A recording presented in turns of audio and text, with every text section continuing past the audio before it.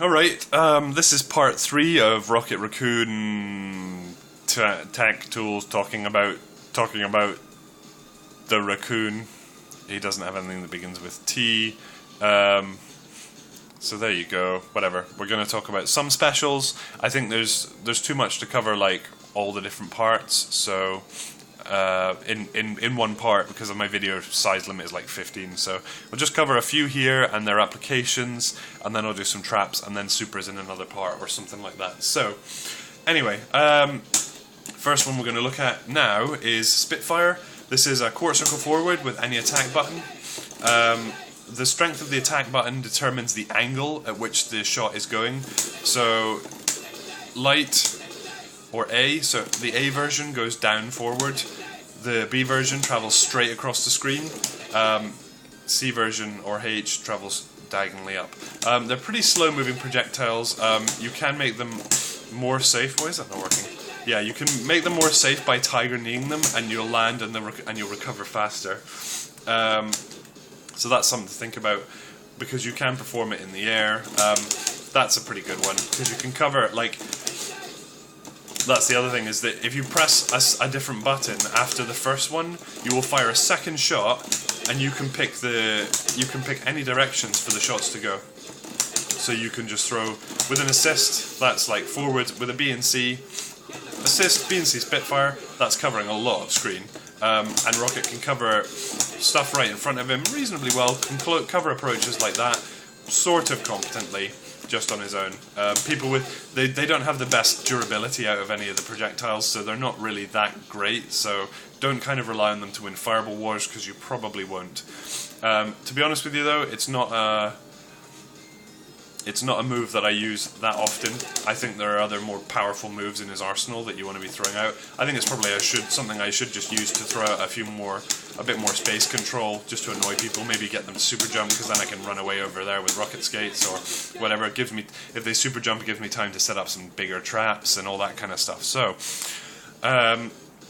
Spitfire, if you hit with the medium version twice, you can cancel into a super, and it's like just a hit confirm. If you do it with one and try and hit confirm it, it's not going to work. So you need the double one to work, or you can actually sometimes juggle it like that, but it doesn't always work. So anyway, right, that's honestly, Spitfire's reasonably simple. Oh yeah, the light version of Spitfire can OTG. I'll show you that. So you can actually OTG with it, and it's not something that's, I think you'd need an assist to follow up properly, or X Factor, because generally Rocket Racoon does have other ways to OTG, and to be honest with you, I think they're better than the light Spitfire. You can, you can do a Tiger Knee version. After a hard knockdown, you can Tiger Knee into a throw reset, and then combo them off of that. You can get a ground bounce easier off of the air throw. But yeah, so yeah, and there is a combo that you can do out of that as well, so you do have an attacking versus throw mix-up on that reset. So yeah, just, I can't do that yet because I'm rubbish. So anyway, but it's just good to know about. Honestly, I don't think Spitfire is that complicated. I also don't think it's that good. It does cover a lot of space, not very effectively. Rocket Racoon can kind of zone, but he's not the best at it. It's something that you should not really be trying to do. You should be in full screen trying to set up traps and things, or point blank range, rushing them down with high-low mix-ups and all that kind of stuff. So anyway, next is Oil Bomb. This doesn't actually hurt the people if it touches them. It just literally will pass through people completely harmlessly. You have to ignite it in some way.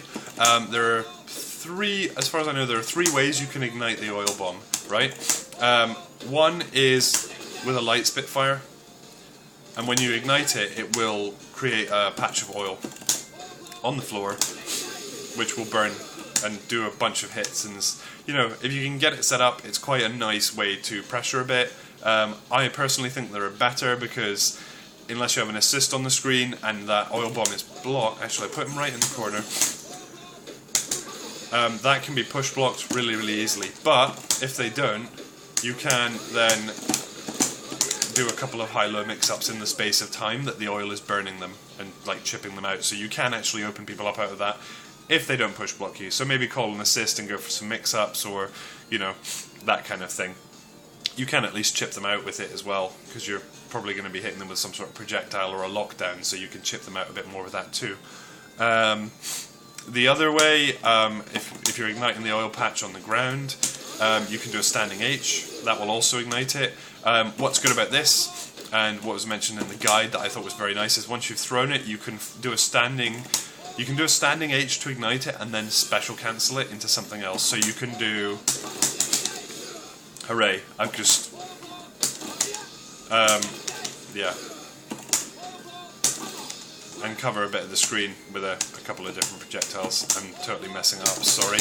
There we go. Something like that, you know. Just to be annoying. Or, yeah, other things as well. Yeah, into a different trap. Knock them around. Oh, look, they land on it as well. How nice. Anyway, the third way to do oil bomb is actually to ignite it before it hits the ground. That's done with a crouching H. And it will cause an explosion, reeling stun, and a knockdown, reeling knockdown. You can combo off of this. I don't think there's many people who actually do it that way, because it's such an awkward... setting up oil bomb is awkward enough as it is, that using it in combos is probably a bit risky for the amount of... God, I'm terrible today. Apologies. So I want to go up there. But anyway, yeah, you can go into a Wild Ripper, chain the crouching H into a Wild Ripper, and the bomb will explode. The more notable thing about the oil bomb explosion when you detonate it in the air is that you can use it on the ground. Whoops. So you can do like oil bomb loops with it. You can do a couple. You have to do it pretty quick off the ground, and you have to cancel it straight into launcher. But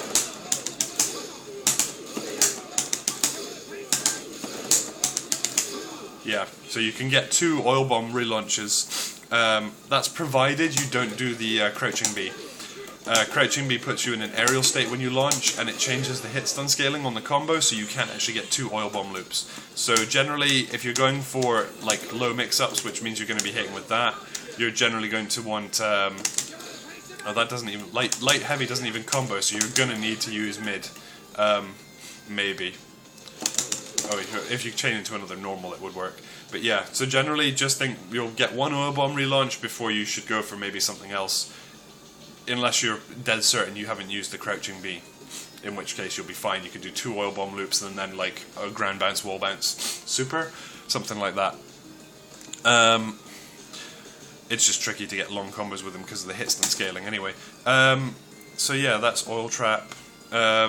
What some people do is you can launch, you can ground bounce, throw the oil bomb, relaunch, and then OTG them by igniting it. And I'll do that again for you. So ground bounce, oh, there. So launch. No, okay. You get the idea. I've already shown it to you once, and I think you understand. Launch, ground bounce. Let's see if you'll find this combos are annoying just to get the timing right sometimes. And my execution is terrible. Let's try this side. I'm left-handed, so... nope. Relaunch, ignite with the oil. You can put something down there and just keep pressuring with whatever. Yeah, oil trap, something that I don't really use that often anyway, so there's just a lot of finicky applications to it. If you hit with the oil bomb on a standing opponent who's not in knockdown, you can combo it into something like net trap, and then combo off of that for the hard, because it gives you a hard knockdown, combo off of that. Next one is bear trap, dragon punch forward with B or medium, whichever one you want. This is mainly a combo extender. It doesn't really cover that much space. And, well, it covers decent space, I suppose, right in front of him, but not really in the best way. It has quite a lot of startup. What's good about it is that it does have massive positive frames on block, on hit even, sorry. Well, on hit and block, you can actually combo off of it on hit, and I'm just cancelling my launcher too soon. Ugh. I'm sorry, yeah. But anyway, the more important thing is that if you hit airborne opponents or grounded opponents with it, you get a ground bounce, which means you can relaunch really easily, and it sets you up for a load of nice combos. So that's the main use for using the bear trap. You can combo off of it as well, but honestly, yeah, just use it as a combo extender, and that's it, and you'll be fine. The next trap is log trap. That's a dragon punch forward with H or C. Swings a log, doesn't hit full screen. It covers a decent amount of space, but if you notice the bit where the rope is coming out of, basically around the left X for the X factor, that's actually a bit of a dead zone, and the log itself is the projectile, so you'll see that it hits quite high up above Rocket Raccoon, and it does go in a proper kind of arc. So actually I'll tag him out. So you can see it just there as actually call assist. So it goes not almost a full circle, but it does a pretty decent horseshoe shape hitbox. It's classed as a projectile. It has the same durability as Soul Fist or Hadouken, so they'll cancel each other out. The best thing about it is it's a wall bounce. This is also his best assist. He has 3 assists. One is Claymore, which is that one there. He has the double Spitfire, and he has Pendulum. Pendulum, honestly, I think is his best assist, unless you're going for something very specific. It's nice to be able to get a wall bounce, combo to wall bounce, or just use it to open up combos, particularly because, pardon me, the other 2 characters on my team cannot invoke wall bounces, so why not? It's an extra way to help me land an extra combo or a nice, easy opening into a combo, you know? Which works, which is good. It's a good super. Although that said, I have seen other Rocket Raccoon players who use Spitfire twice. I haven't seen Claymore being used, so we shall see. Right. So anyway, that's Spitfire, Oil Trap, Bear Trap, Log Trap. I know I talked a lot about Oil Trap, but it's just the most finicky one to deal with. What is next? Yeah, that's pretty much it. I will go on. I'll end this here and go on to, let's see, part 4, I suppose. Yeah, part 4 will be his ground traps, which I will talk to you a bit more about in more detail. There's more stuff going on with them, so I feel they kind of need their own part. So I will do that as a separate part. So I'll see you in part 4, which will be Boulder Trap, Claymore, and Net Trap. Anyway, thank you for watching, and see you in part 4.